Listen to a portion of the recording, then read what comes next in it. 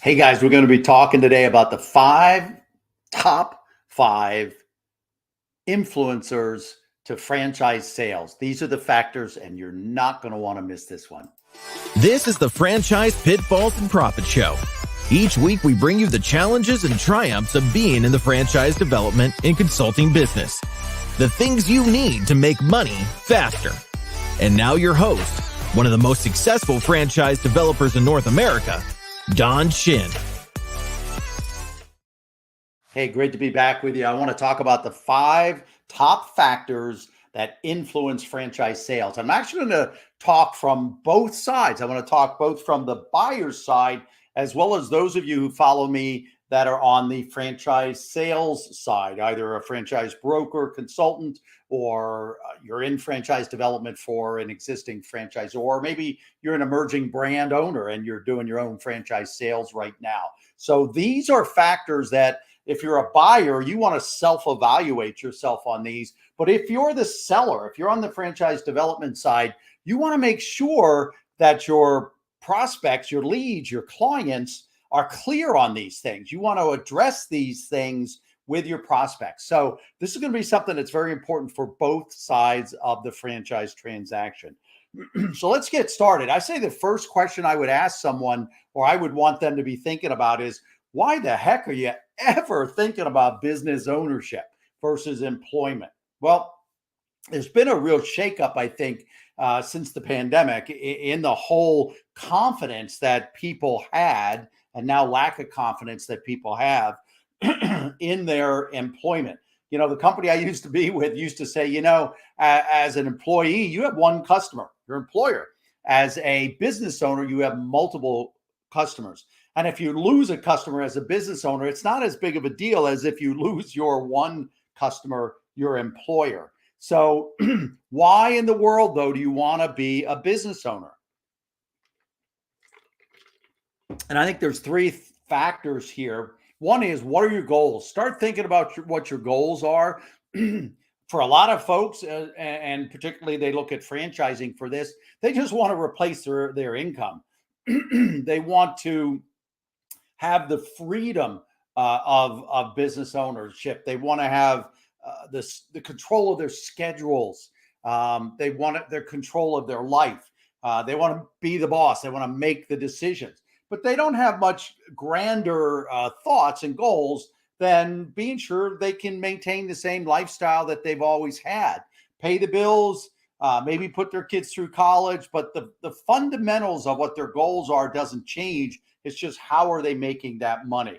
But again, goals are important when we're thinking about, should I be a business owner? Do I really want to be a business owner versus employment? It also, your goals may be to build wealth. There's a lot of people who go into franchising or business ownership because they really want to build a different level of wealth. And for some, it's legacy. For some, they want to be sure they're building an asset.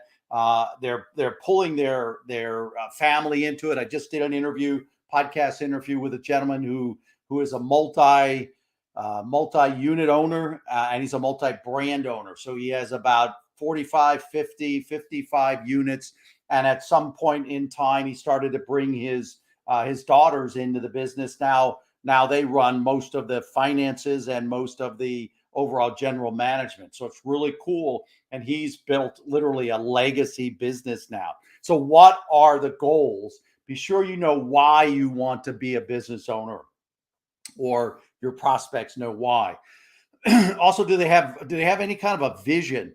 Maybe there's a past story or a past situation. A lot of times I hear somebody say, well, I want to go into the senior care business. And I'll ask why. Well, we had a very, very difficult time finding senior care. We were on the East Coast. Our parents were on the West Coast. And we just had a difficult time finding good care for our parents from far away. And so the senior care business was important. There can also be a real passion thing in there, a real purpose thing in there. That similar example, they may say that, and you know why?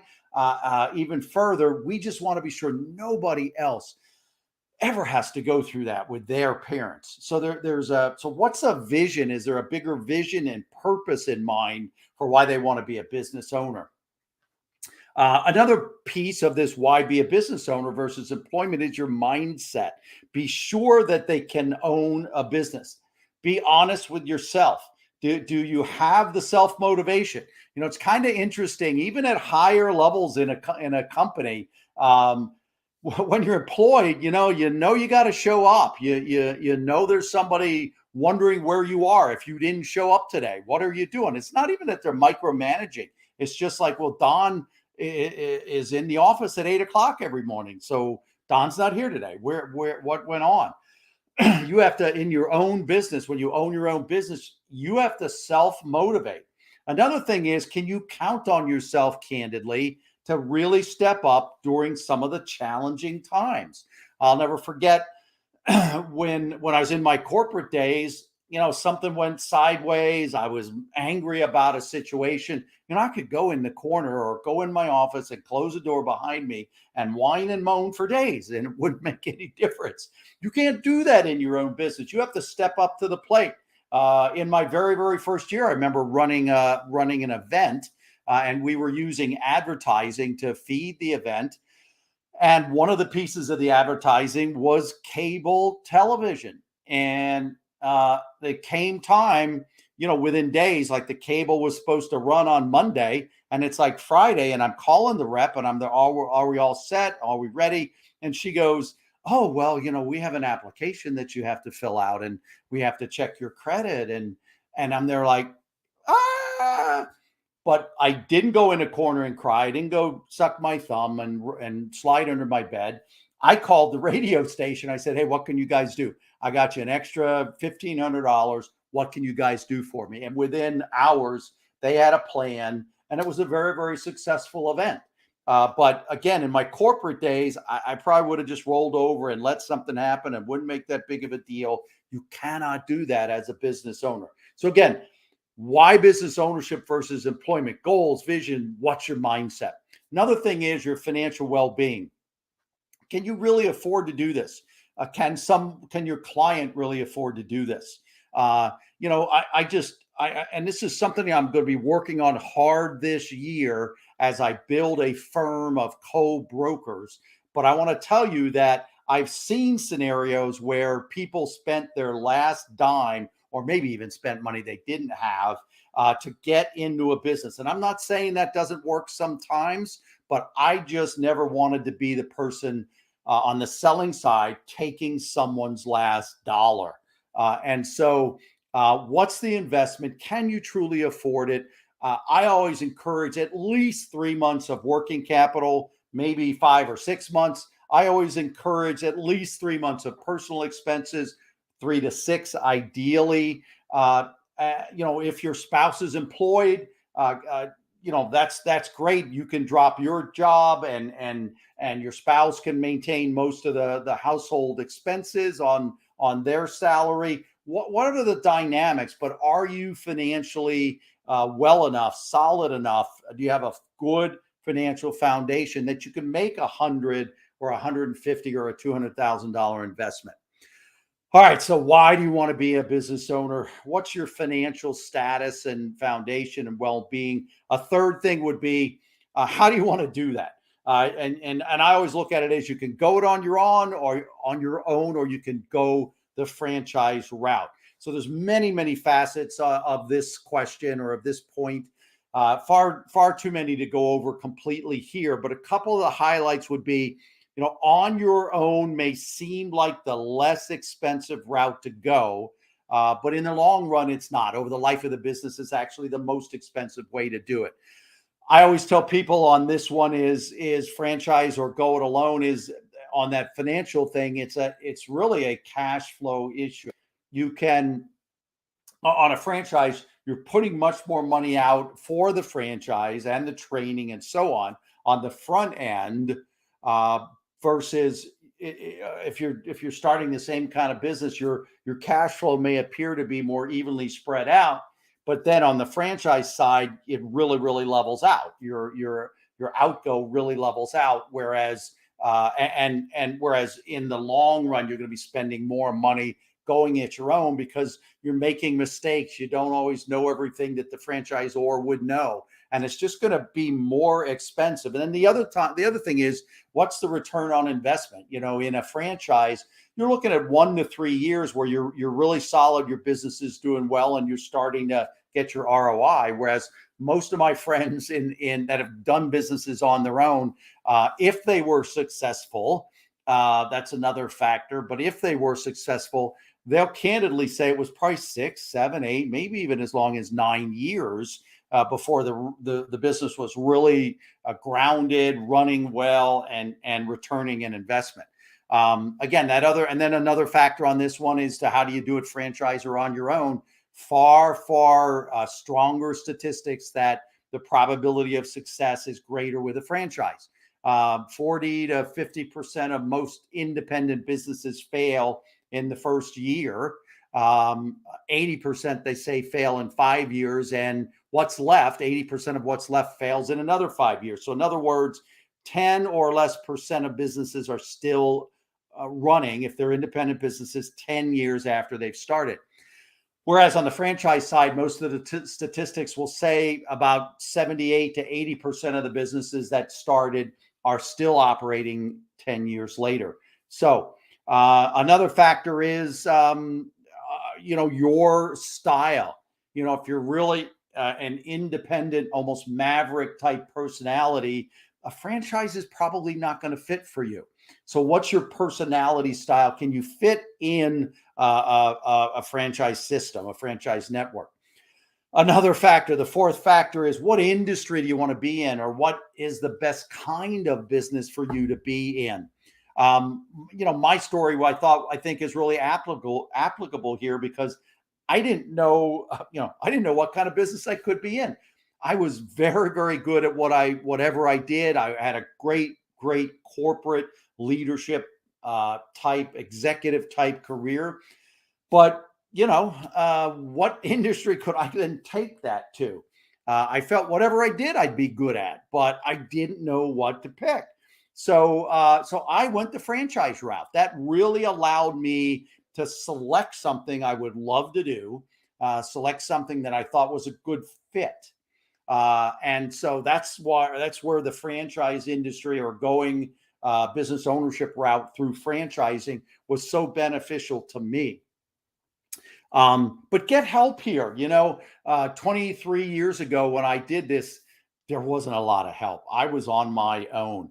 Today, you have people like Don and the franchise broker or the franchise consulting industry that have a process, and they have of matching people to the right businesses. And the organization I'm with, I have hundreds of franchise relationships that I can match people to. And I have a very deliberate, professional, executive type matching process. So get help if you're really serious about this. If you're not sure, or even if you think you're sure, this would be good validation.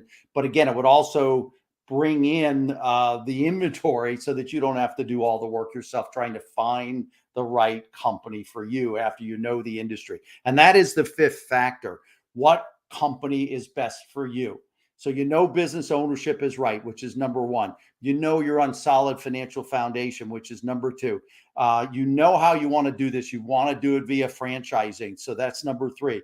What industry, what kind of business you want to run. That's number four. And then the fifth one is, what is the actual company that I should go with? Again, if I'm going the franchise route, you want to look at the leadership. Are these people that you can really be more married to? Because it's not like employment. You join employment, you go, oh man, these guys are nothing like what I thought, and you quit. You go somewhere else.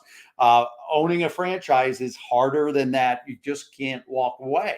So you want to be sure you can follow the leadership. Do they have industry experience? Do they also have franchise experience? Do you feel you could follow them? Do you feel they have a vision for their company and for the industry? What's the culture of the company? You want to be sure you're a match. The franchise I was with had 14 points of culture. And that was really important to me. There were numerous ones on there that I really resonated with. So you want to look at the culture of the company. You want to see the other franchisees, or again, you'll do things in a franchise often with other franchisees. And are these people you want to be with? Are these people that have your level of values and your integrity? And then, of course, lastly, looking at which company to go with. What type of training do they have? What type of support do they have? Want to be there for you after they make the sale. So again, this was for buyers, so you self-evaluate. This was for those of us who are in the selling space, so that we're asking our candidates, our clients, about these things. And again, the 5 top factors influencing franchise sales are going to be, what's your ownership mindset instead of an employee mindset? What's your financial solidity, your foundation? Are you solid enough to do this? Third is how to do it, franchising or go it your own. Fourth, if it is going to be a franchise, or even if it's not, but what type of industry should you go into? What kind of business are you going to run? And then lastly, which company, if you are going franchising, which is the right company for you? That's it. Thanks for joining me.